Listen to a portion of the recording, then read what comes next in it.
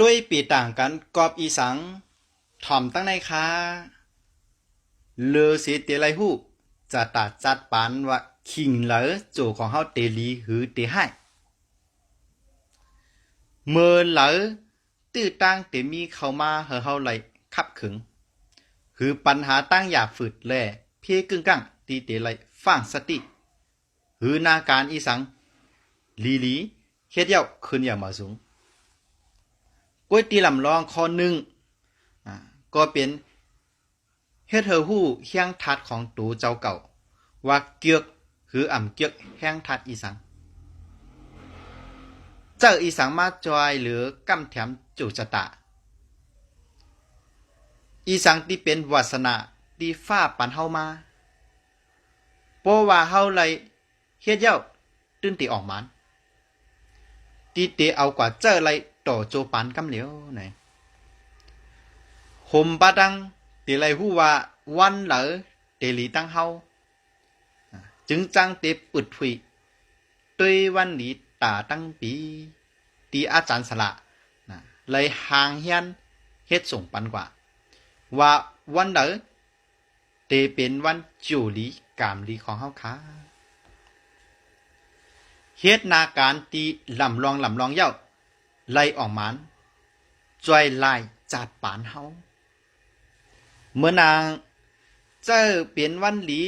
ตีเตกว่ากับสืบเอาของเข้ากว่าขายปอสั่งว่าออกมันก็ติมีเสียนตั้งการกล้าขายจอดโตตั้งเมืองเฮาก็ติมีตื้อตั้งมักมีเงินคำไหนแลนะฮะพวกเขามีตั้งหูอันลีเหมือนเสื้ออันลาดมาในอำนั้นก็คือหูเฮอมันแช่มแลบดีเตียดโตหลีเสียไหนล่งเลียนหรือเสียไหนนะฮะจึงถูกลีอะไรเข้ามาในจุ่มพอสั่งใน Facebook ก็ได้ผุยไว้กลุ่มอันปิกนะฮะเป็นจุ่มบนหอสเทปแบบนาเมืองพอสั่งเป็นในเวสินวิชัดก็ได้ผุยไว้จุ่มจือว่าฮงจุ้ยนะฮะก็ได้จอยตืดจันเอาตืดตั้งเมื่อนะฮะเขามาจอยเรียกลายจัดปานของเฮาเลย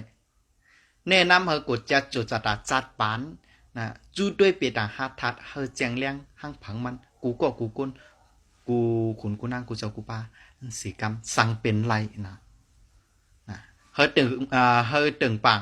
อาจารย์สลาก็แล้วก็เยาะนะที่ลำลองอาจารย์ปัทวีปัทมาวิชัยผู้ลงเรียนกัดเขียนลองเปียต่างฮัดทัดค่ะแล้วกับสืบมาลายตีหมายฟง0656699 363ถอมดังกำหนึ่งค่ะ0656699 363นะไลน์ไอดีวีแชทไอดีอันไหนได้สั่งขึ้นสืบด้วยในเฟซบุ๊กอะไรนะฮะ